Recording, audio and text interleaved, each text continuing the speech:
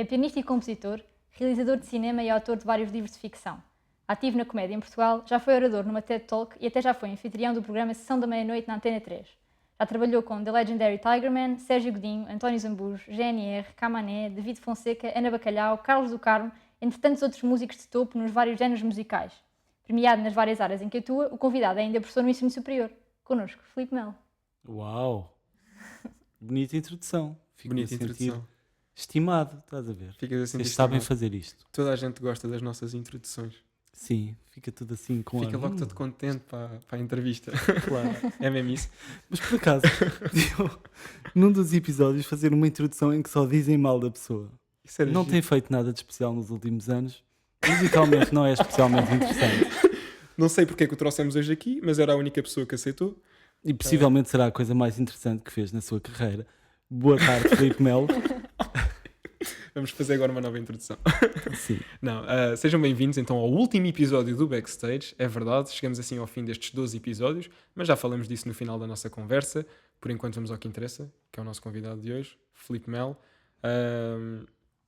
Tu és o homem dos sete ofícios, como a Ana estava a referir, porque tu estás na música, na comédia, no cinema, na banda desenhada, escreves, vais mesmo a todo o lado. E como uma pessoa das sete artes que és, quando eras criança tinhas ainda outra paixão, eras um pirata informático, é verdade?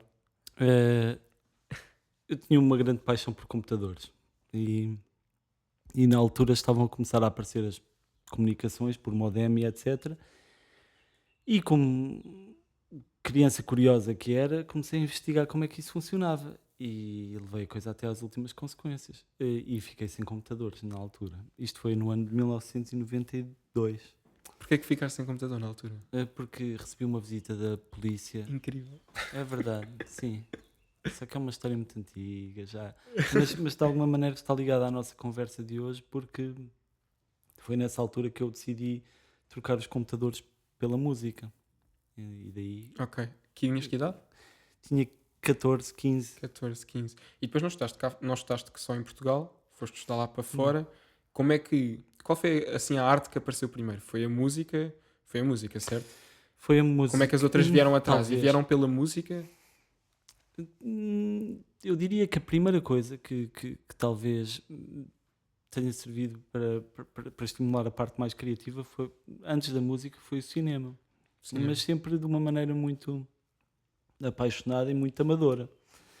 Mas essencialmente teve a ver com uma câmara que o meu pai tinha, daquelas câmaras da i8, e com uma casa que eu tenho em Tondela, então com os meus primos e com os meus familiares fazia filmes.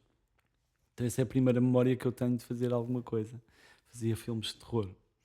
O que é engraçado porque uma pessoa aprende a fazer efeitos especiais, assim, de série B. Não era em pós-produção, era em Não era em pré-produção. Aquelas coisas, exato, aquelas coisas muito simples de, por exemplo, se filmar alguém com um ancinho a atacar outra pessoa e depois agarrar numa parede e atirar um balde de sangue. Esses efeitos assim muito básicos, não é? Mas que de alguma Mas maneira... que para a altura não eram tão básicos assim. Era o que se usava. Essencialmente sim, dá-te uma ideia de como contar uma história e como editar e, então, E tudo planear feito os na câmara. planos todos. Mas Sim. então vieste pelo cinema, depois começaste a ir mais para a música, foste estudar lá para fora e o resto foi-se tudo desenrolando assim a seguir? Claro, o que aconteceu foi que eu vivi em Benfica, passei lá toda a minha adolescência e comecei-me a interessar por piano, por uma série de razões, mas nunca pelo jazz. Mas a dada altura, de facto, fui parar ao autoclube, ao clube, não à escola. Ao clube, sim, o sítio antigo. E quando lá entrei, estava a tocar o grupo dos Moreiras. E teve um impacto imenso em mim. E eu sabia que tinha de ir aprender aquilo. E assim foi. E comecei a ir muito ao clube às jam sessions, que foram a verdadeira escola de jazz. Porque eu comecei a aprender na escola também, mas no clube é que uma pessoa aprendia a tocar. É verdade. E na altura ainda não havia tanta gente a tocar. E era aquela história de chegar à jam session e de sabermos só aquela meia dúzia de temas e naquele tom. E então eu acho que houve uma geração anterior à minha que empurrou a fasquia um bocadinho para cima. Claro. E essa altura foi muito importante. É claro que eu, tendo ficado apaixonado pelo jazz, não sabia muito bem por onde seguir academicamente, porque não havia estudos para isso. Sim, aliás, tu dás aulas na Escola Superior de Música, não é? Sim, eu dou aulas, Mas o curso só abriu em quê? 2008, 2009? alguns por aí. Isto é o meu gato que está. Eu Estamos a sabia adorar que os isto ia teus gatos. acontecer. Não, mas deixa estar, eles É, ok. dá cenário à coisa. Sim, eles vão começar a destruir coisas, a mexer nos vossos objetos. Mas isto é porque eu distraio-me. Este é o problema, mas é a função deles. Então isto é todo um combate contra É uma eles. luta constante. Sim, mas na altura, de facto, não havia cursos superiores de jazz. Então eu falei com os meus pais e eles disseram: tudo bem, podes ir fazer jazz se te apetecer, mas era bom que tivesse um curso superior. Ainda estávamos naquela fase em que, e que ainda acontece, que os pais, quando um filho diz que quer ser músico ou quer ser artista, Sim. mete medo.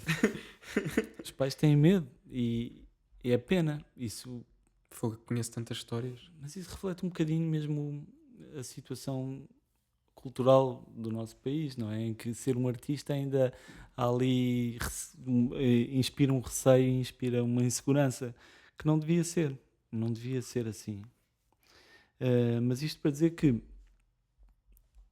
tive de ir para fora estudar e obviamente que o melhor sítio para se estudar jazz, acho que pelo menos na altura, era os Estados Unidos. Acho que ainda hoje. Se bem que hoje já Ainda tens hoje é. muito mais alternativas. Mas Claro tu que foste sim, para mas quê? Foste eu fui para a Berkeley. para a Berkeley. Sim, a Berkeley está um bocadinho longe da meca do jazz, que será Nova York, pelo menos para o estilo de jazz. Berkeley e Boston. Berkeley e Boston. E talvez eu continue a achar que é capaz de ser o melhor sítio do mundo só por uma razão, que é, não é tanto pela escola que aquilo É pela é a experiência. diversidade, não é? É pela série de concertos incríveis que uma pessoa via todos os dias e pelo aspecto comunitário, que é, de repente, há ali uma comunidade que se junta e que está 24 horas por dia. E a trocar ideias. Portanto, se uma pessoa acordar às 3 da manhã, pode ir para uma sala qualquer que vai lá estar alguém a tocar. Yeah. E Quando isto foste lá parar, qual foi o momento que mais que te marcou? Ou aquela primeira memória que tens de chegar lá desamparado, sozinho e de repente. Sim, houve uma comunidade que naturalmente se juntou, porque eu desde cedo no jazz eh, fiquei logo fascinado pela tradição norte-americana do Sim, jazz, sim. não é? Mais do que pelo jazz europeu. Inicialmente, o meu interesse estava mesmo no bebop, no hard bop, e curiosamente não havia tanta gente a tocar esse género lá. Então, quando eu cheguei, por estar completamente vidrado no Bud Powell, no Thelonious Monk, Sonny Clark, mesmo no Oscar Peterson, Errol Gardner, esta gente toda, o que se passou foi que imediatamente eu fui assim abraçado pela comunidade de gente que tocava esse género. E então as memórias que eu tenho é de tocar com pessoas incríveis, não é? Claro. Os meus colegas de escola eram assim incríveis e uma pessoa estava sempre a aprender e a assimilar a linguagem. Ficas overwhelmed com a quantidade de informação que vais recebendo todos os dias, não é? Sim, mas sempre de uma maneira muito orgânica, que é... talvez na altura, quando comecei a aprender jazz, eu acreditava realmente que se podia aprender de uma forma teórica, isto é, saber aprender pelas escalas ou por livros. Eu não acho que o jazz se aprenda assim. Acho que há uma série de coisas que se podem aprender assim, mas quando estamos a falar do jazz tradicional tem de ser aprendido de uma maneira muito natural, que é como uma conversa. Como Isto se uma calhar é conversa. muito óbvio para alguém que toca, mas para alguém que não toca, se calhar é um conceito meio abstrato, mas é como aprender uma linguagem e ouvir alguém, aprender a ouvir esse alguém, a perceber o que essa pessoa está a dizer e comunicar com a pessoa. É tão simples como isto, mas isto implica treino e muitas horas a trabalhar, não é? E tu não pegas só no jazz, porque depois hoje em dia tocas com o António Zambujo, não é? Tu na altura vias-te a integrar assim um projeto fora do jazz, ou seja, eu sinto que às vezes o jazz, e há muita gente que diz isto, que o jazz acaba por ser a música, o estilo, o género musical para os músicos, não é? Obviamente, tu quando tocas com o Zambujo, estão lá as bases todas do jazz, mas tu também, aquilo também tem muito fado e integras muitos outros géneros ali. Como é que é essa experiência toda e mesmo a parte da banda e tudo mais? Claro. Bem, eu diria que a vantagem de se começar no jazz, ou de alguma maneira conseguir perceber um bocado a linguagem do jazz, é que é tão flexível e tão rica que depois acabamos por nos adaptar às outras linguagens. Assim. Eu acho que os músicos já são uma espécie das baratas da música, que é sobreviver em qualquer contexto. E lá está, porque privilegiamos o ouvido. E obviamente que isso nos dá a oportunidade de trabalhar com músicos de muitas áreas, se tivermos essa disponibilidade e se não formos Muito fechados. quadrados. E foi isso que talvez de alguma maneira me tenha levado até ao grupo do Zambujo, que foi uma experiência incrível, porque trabalhei no disco dele e ele também tem essa disponibilidade de repente fugir um bocadinho de tudo o Que é mais claro, tradicional e quando comercial. Claro, quando o querem catalogar, ele arranja ali outro caminho. E foi uma experiência maravilhosa. Eu já não estou a tocar com o Zambujo. Já não. Porque, sim, mas porque eu percebi que eu não consigo ter vida de estrada constante. Pois era, que eu te ia perguntar. Como é que é a experiência de vida de estrada? Vocês fizeram uns concertos na América Latina? Sim, Também. nós andámos aí pela Europa fora e pela América Latina. O António Zambujo é um músico que toca muito, não é? Ele toca imenso. E eu agradeço-lhe a oportunidade de ter tocado em algumas das salas mais incríveis do mundo. São aquelas salas que eu Breathtaking. chegava lá e dizia, ok, aproveita, porque nunca mais vais ver esta sala daqui do palco.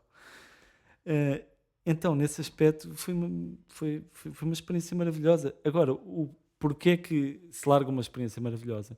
Porque, objetivamente, eu sou muito, muito caseiro. Tenho uma natureza um bocadinho mais ermita e lido mal com algumas questões de viver na estrada. E é preciso ter um perfil. É cansativo. Sim, é cansativo e também, obviamente, que eu acho que um músico como o António Zambujo precisa de alguém que esteja para ele ali.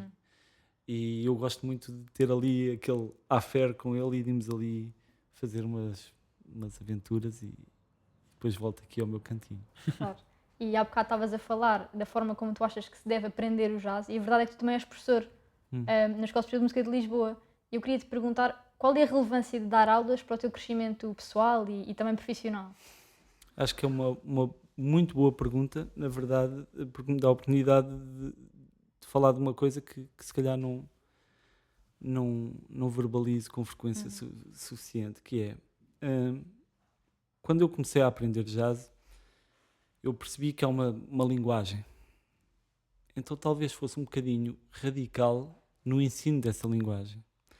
Quero dizer que muitas vezes eu enfrentava as aulas como uma experiência unilateral de exposição de informação, em que eu digo, Ana ou Vasco, vocês querem aprender a tocar jazz, têm de aprender os solos do Herbie, quando estava a tocar com o Miles, têm de aprender, sei lá, os solos do George Coleman, e vocês, ok, mas na verdade se calhar não é isso que eu quero fazer. E eu, tá bem, mas então não vais ser músico de jazz. Isto é completamente errado.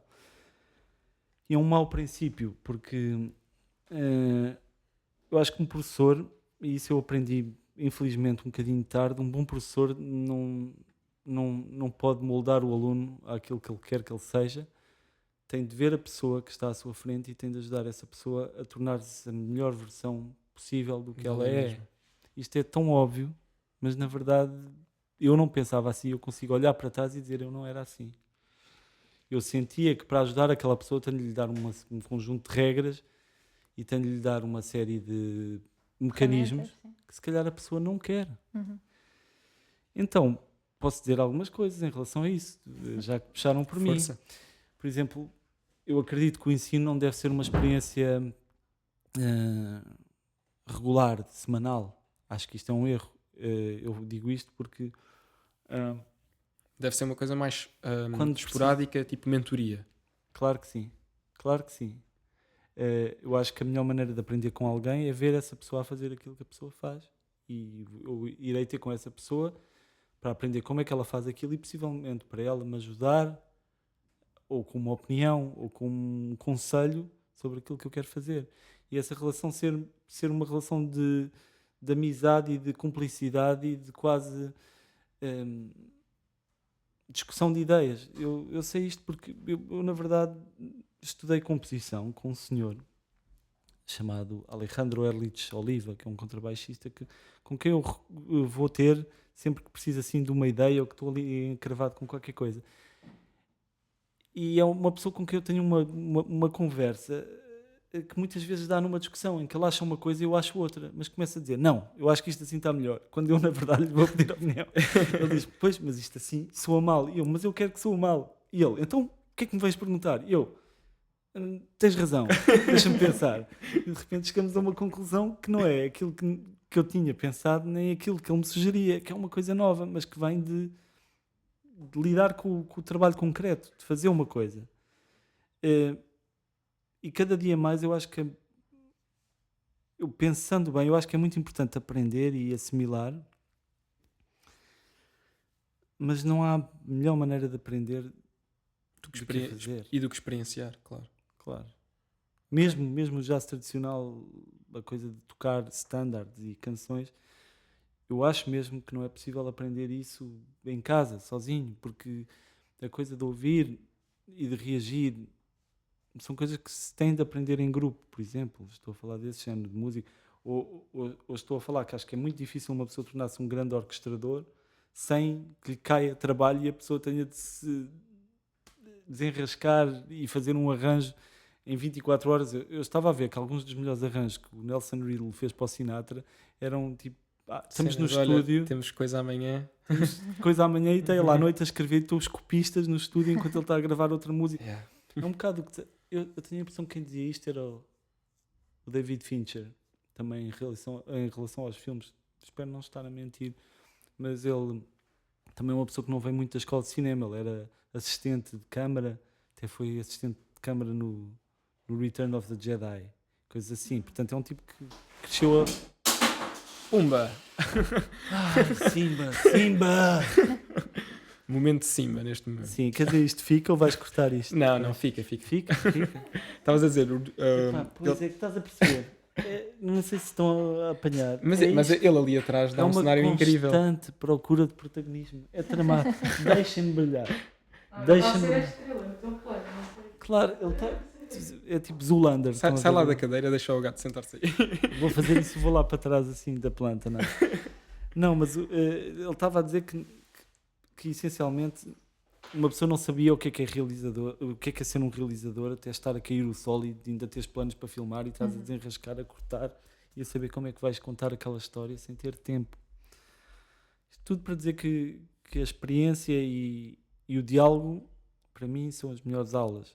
Portanto, eu tenho sérias dúvidas em relação ao sistema académico e fiz com que a minha missão ou objetivo seja mudar desde o interior, aquelas pessoas que tentam mudar a política, mas para isso têm de se tornar undercover. Exatamente. E, em boa verdade, é uma mudança constante, porque ainda tenho muitos vícios dessa coisa a estrutura está errada, estás a baldar a estrutura, ou o que seja, quando na verdade acho que se deve estimular mais a criatividade do que o academismo, ou o que seja.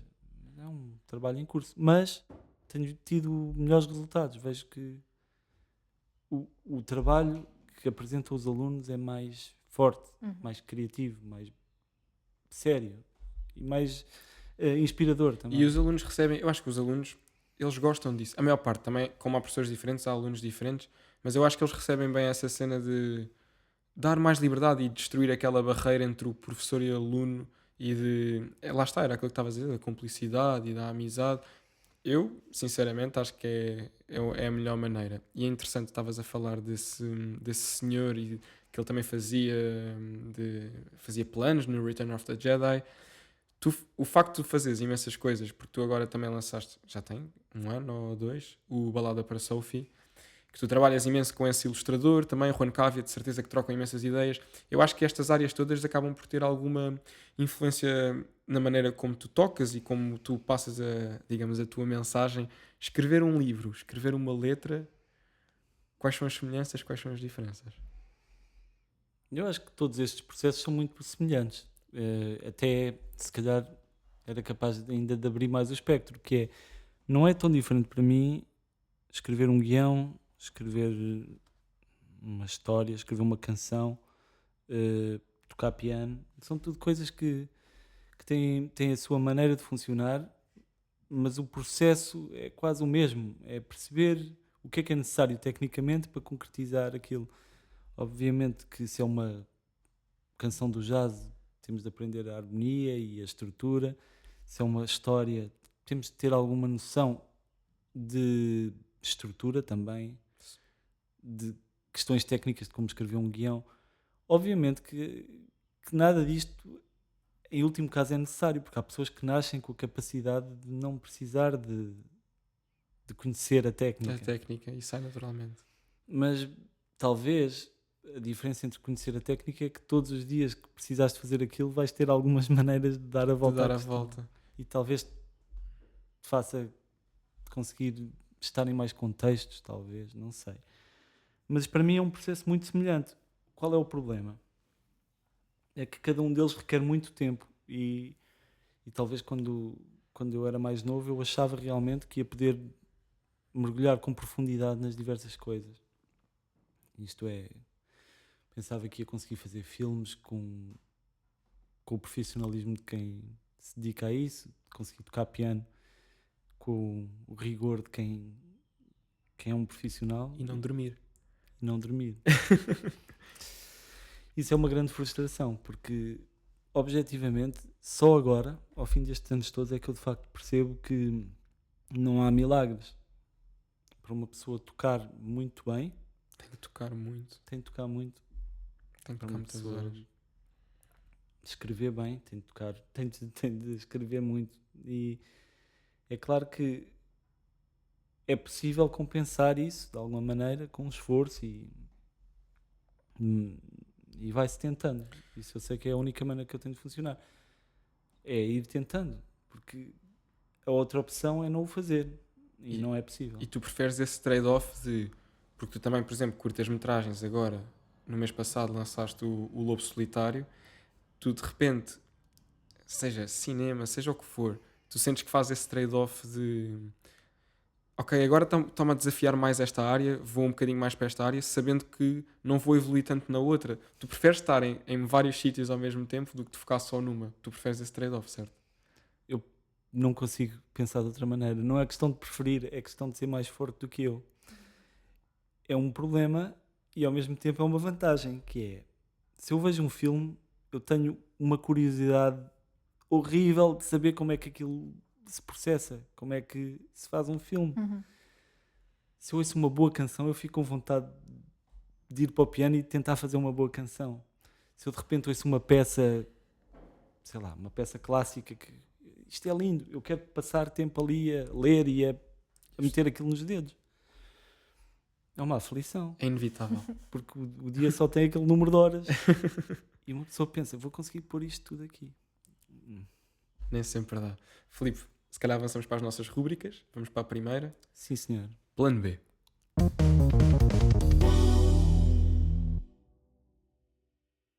Plano B é a nossa primeira rúbrica, Filipe, e é a rúbrica em que tentamos perceber o lado B dos artistas, aquele virar do vinil, o que é que está por trás das artes todas que tu gostas de dar um pé em cada uma. Onde é que estaria o Filipe se não fosse nada ligado com as artes, no teu caso? Quer dizer, não podia ter a ver com cinema, com banda desenhada, nem com porque música. Isso tu já fazes. Isso é o teu lado A. O teu lado A tem muitos lados, mas... Eu acho que possivelmente estaria assim em posição fetal em casa a chorar. Agarrado a um gato. Não sei fazer nada mais relacionado, nada. por exemplo, com a informática, quando eras miúdo? Já não dava. Mas Já não te imaginas a fazer isso então? Não. Mas ainda davas assim um pezinho ao outro hoje em dia? Ainda dás um pezinho ao outro hoje em dia? Ou é só mesmo só para sacar o Logic e o Sibelius? Só para sacar o Logic e o Sibelius. Ok. Na verdade, sabes que eu comprei esses dois programas. Eu estou surpreendido. Eu estou-me a redimir por um passado de pirataria informática e agora compro tudo. Isto para dizer que possivelmente se tivesse de escolher, escolheria algo assim que me permitisse estar sozinho a programar. Ok. Eu Filipe, o conseguiria. programador. Sim, fazer código nas montanhas, Nas ganhar montanhas rios de dinheiro não há net. na net. Claro, eu trabalhava isolado e depois mandava o código e recebia o cheque. Parece uma boa ideia. Segunda E rúbrica. patrocinava o vosso podcast. Ah, isso é outra coisa. Mas há de acontecer um dia. Vamos então para a nossa segunda rúbrica, das duas uma.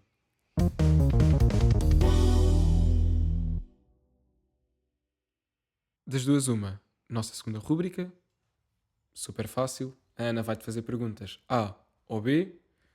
Tens que responder assim intuitivamente. Não podes ficar aí meia hora a pensar na resposta. Ok, vamos Ah, tentar. ok? E Sim. acredita que algumas, se calhar, não são assim tão fáceis. Ai, Jesus, vamos lá. Achamos nós. Esperemos que não sejam assim tão fáceis. Vamos que é a o nosso isso, Ana. objetivo. Vamos Entra a ver. música de pressão. Então, bora lá. Nunca mais gravar ou nunca mais tocar ao vivo? Nunca mais tocar ao vivo. Passar na rádio ou tocar na televisão? Passar na rádio. Heavy metal ou hip hop? Heavy metal. Bruno Nogueira ou Nuno Marco?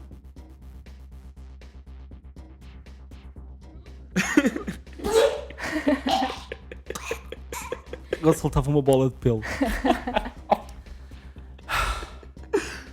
Se não me façam isto. Passa lá a próxima. Pequeno auditório ou estádio? Pequeno auditório. Ah, pera lá. Pequeno auditório. Ok. Escrever para outros ou ter quem escreva para ti? Escrever para outros. Nespera no cu ou sessão da meia-noite? Nespera no cu. Inspiração, portanto talento, ou transpiração, trabalho? Transpiração. Balada para Sophie ou Prémio Sofia? Ou para? Ou Prémio Sofia? Para mim, Sofia? Prémio Sofia. Ah! Desculpa. Faz lá a pergunta outra vez, depois este senhor corta. É que eu percebi para mim, Sofia. E eu, para lá, mas tu és Ana. Isto não faz sentido nenhum. Desculpa. Balada para Sophie ou Prémio Sofia? Balada para Sophie. Concerto inteiro a tocar com os pés ou com a ponta do nariz?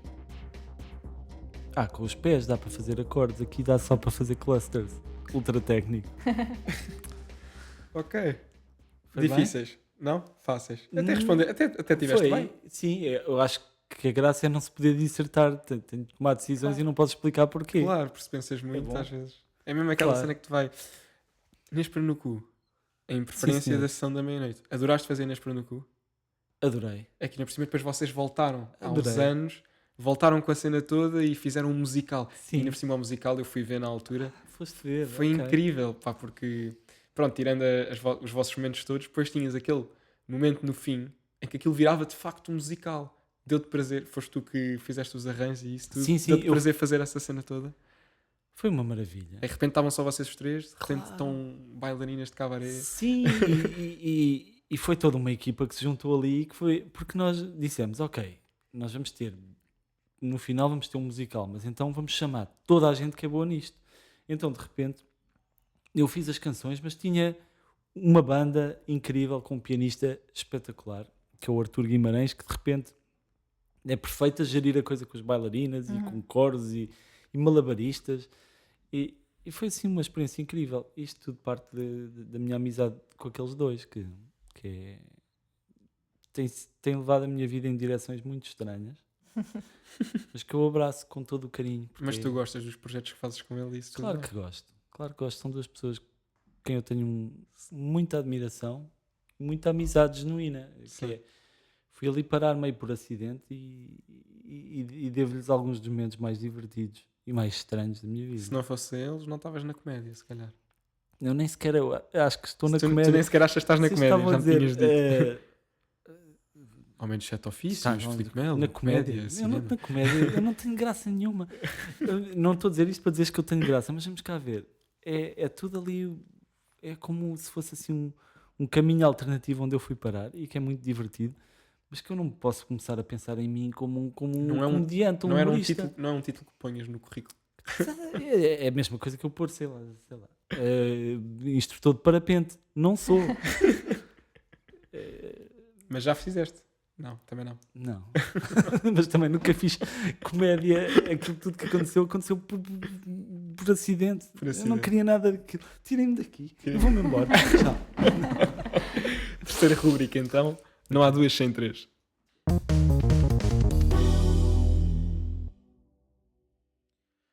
Não há 2 sem 3, nossa última rúbrica, neste nosso último episódio. Filipe, vou-te dar 3 personagens e 3 ações por fazer. Uma espécie de um Marry Fuck Kill, ok? Ok. Os personagens são Oscar Peterson, Tom Jobim, António Zambujo. Ok. E os verbos? Com qual deles é que escrevias uma banda desenhada? Sobre qual deles é que escrevias uma banda desenhada? Quem é que escolhias como protagonista da tua próxima curta? Uhum. E quem é que farias uma tour pelo mundo? Uhum. Ok, interessante. Portanto, tour pelo mundo, escrever uma banda desenhada e o protagonista da tua próxima curta. Oscar Peterson, Tom Muito Jobim. bem. Escolheste só músicos. António Zambujo. E não há um ator aí para a minha Não. curta? É para vermos quem é que tu achas Tá que é bem. melhor ator daqui. Então, eu diria que claramente uma tour pelo mundo, eu lamento, o Zambujo vai-me desculpar, mas o António Carlos Jobim, quer dizer, era a oportunidade de estar a chatear o senhor a dizer naquele disco.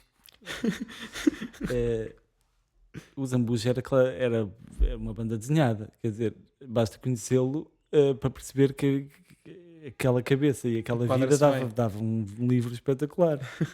Portanto, resta-me fazer uma curta-metragem com o Oscar Peterson. Achas que dava um bom ator? Eu diria que sim. Canta muitíssimo bem, para quem nunca explorou esse lado do Oscar Peterson. E depois era fácil fazer uma curta assim, conceptual musical, em que bastava pôr o senhor a tocar. Ok. O resto fazia-se Toda uma sozinho. mensagem conceptual por trás. Ok, ficam Sim. aqui as tuas respostas. Filipe, voltando à parte da música e aqui aos teus gostos musicais, já falaste muito do jazz e que começaste por aí, foste parar à Berkeley e tiveste outros tantos estilos em contacto contigo. Quais eram os 3 discos que o Filipe Melo levava para uma ilha deserta? 3 discos. Ok, eu diria que possivelmente levaria as variações Goldberg, tocadas pelo Glenn Gould, a versão já velhote. Uhum. Levaria o disco de Miles Davis, For and More, My Funny Valentine, que é um concerto gravado no Carnegie Hall, salvo erro, em 1964. E levava o álbum branco dos Beatles. Bom. Ok. Sim, coisas diferentes. Claro que era para não me enjoar. Claro, para não te enjoar. Ok. E já nem te pergunto por Guilty Pleasures, porque tu, aliás, nós já falámos sobre isto e já assumiste publicamente. És uma pessoa sem Não- preconceitos nenhuns. Estou certo? Não há preconceito. Aliás, o preconceito faz com que nós tenhamos muralhas para apreciar coisas boas que estão do lado de fora. Uhum. Se nós soubermos apreciar as coisas boas em cada objeto que nos apareça, vamos aprender mais. E agora, passando aqui a outro tópico, tiveste recentemente na Eurovisão com a Sara Afonso. No Festival da certo? Canção. É verdade. Não Eurovisão- chegaste à Eurovisão. Não. Aquilo para mim é tudo a mesma coisa. Estiveste no Isso festival para da... mim é tudo a mesma coisa. Estiveste no Festival da Canção com a Sara, com o Contramão. Sim. Conta-nos um bocadinho a história de como foi o facto de teres pensado na Sara, como é que surgiu a ideia do tema em si, Claro. o momento em que lhe ligaste a perguntar. Sim. Assim ouço o segundo lado da história. Boa. Então, eu recebo um telefonema do Nuno Galpim, desta nova equipa que está a fazer o festival e que, na verdade, deu ali toda uma outra dignidade à coisa. E recebo este telefonema a convidar-me para fazer uma canção. E ora, eu ia lá dizer que não. Tanta boa gente que tem passado por ali nestes últimos tempos. Uma experiência tão divertida. Eu via aqueles vídeos todos, toda a gente no festival, toda a divertir-se. E eu disse, eu quero também. E lá vou eu. Sendo que eu não tenho especial experiência a escrever canções. Então tive ali um momento de aflição em que andava ali às voltas. E normalmente faço as coisas na guitarra, porque se vou para o piano começo a fazer acordes complicados e entro ali numa espiral. Então agarrei na guitarra e fiz essa canção. Pedi à minha grande amiga Teresa Sequeira para fazer uma letra e ela fez uma letra. E depois era preciso quem cantasse a canção.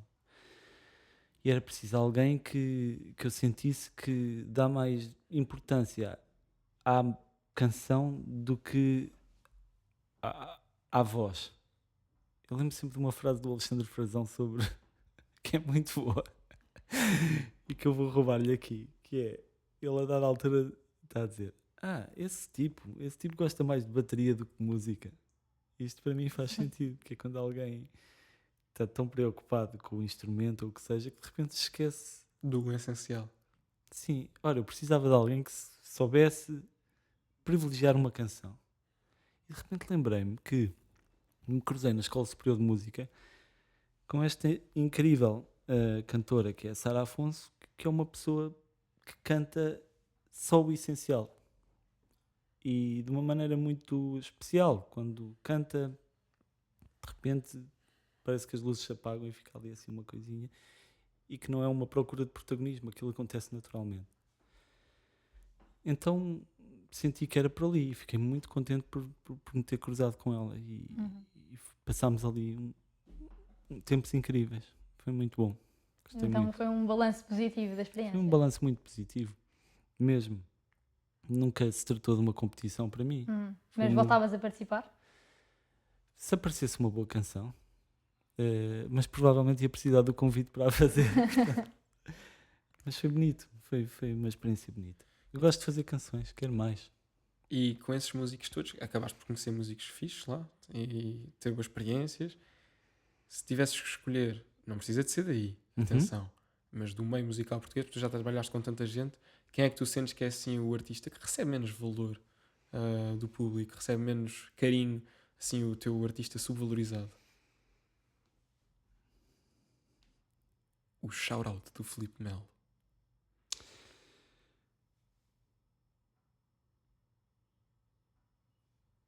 Vou falar de um colega, de um pianista chamado Tiago Souza.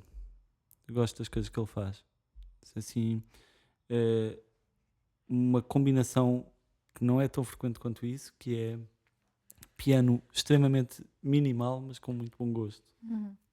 Ele é pianista, cena minimal, mas vai mais para que géneros? Terás de ouvir. Eu vou ouvir, eu não conheço. É ali, tem o universo dele e eu gosto da música que ele faz. É intrigante. Gosto também do Marco Franco, que não sei se é baterista, se é pianista, porque faz as duas coisas muito bem, mas também tem música muito interessante. Eu diria que há tanta gente, não é? Mas lembro-me destes. Gostava de me lembrar de alguém assim na área das canções, mas eu acho que quem faz canções acaba sempre por ter ali o seu público. E acaba por ter mais... É uma cena mais comercial. E acaba por... Talvez. Filipe, estamos a chegar ao fim. Deixo aqui um pequeno espaço para falarmos um bocadinho dos teus projetos e ambições futuras. Já sei que estás a fazer uma banda sonora, uma cena distante ainda, mas que irá acontecer. Eu tenho estado a trabalhar em bandas sonoras. Fiz uma agora e farei outra a seguir. É um trabalho que eu adoro. Adoro combinar ali as duas áreas. E também, se tudo correr bem, daqui a um mês tenho pronta a curta-metragem de que falaste há pouco, que se chama O Lobo Solitário, que é uma curta narrativa e simples que eu optei por fazer e que tinha tudo planeado quando apareceu o primeiro confinamento. E tive de parar durante um ano, então de repente quando filmei aquilo fiquei tão contente, só agora quero partilhá-la com toda a gente. E é assim, e espero só continuar a fazer o que estou a fazer, que é escrever música, tocar música e fazer filmes e bandas desenhadas. Ok, acho que parece-me um bom plano. Filipe, chegamos então assim ao final deste episódio. Obrigado por teres aceitado o nosso convite e nos teres recebido aqui no teu espaço. O teu cenário incrível com o Simba. Como é que se chama o outro? Mufasa. Mufasa, o Simba e o Mufasa. Bom, Excelentes, bons nomes É? para os gatos. Quero apenas agradecer à comunidade de Cultura e Arte por ter apoiado estes 12 episódios e nos ter dado o seu apoio. Já sabem onde podem encontrar a comunidade de Cultura e Arte em qualquer rede social e seguir o trabalho deles, que é de facto um trabalho muito bom. O nosso trabalho é seguirem-nos aqui no YouTube, subscreverem o canal, deixarem o vosso like, partilharem este vídeo com quem acharem que merece ver este episódio. Podem ativar as notificações, é verdade, eu disse que era o último, mas novidades boas estarão para breve, com certeza. E com isto podem nos seguir também no Spotify e checar o nosso Patreon, onde podem ter acesso a conteúdo exclusivo de cada um destes convidados, é verdade. Tudo conversas em off e temos um conteúdo exclusivo para cada episódio. Portanto, revejam os episódios, para mim é tudo e vemo-nos por aí. Agradecemos muito, Filipe, por nos teres recebido aqui. As redes sociais do Filipe vão estar na descrição para seguirem, para acompanharem o trabalho. As nossas também, que também sugerimos que sigam. E vamos ao momento musical. Obrigada. Obrigado, Ana, e obrigado, Vasco.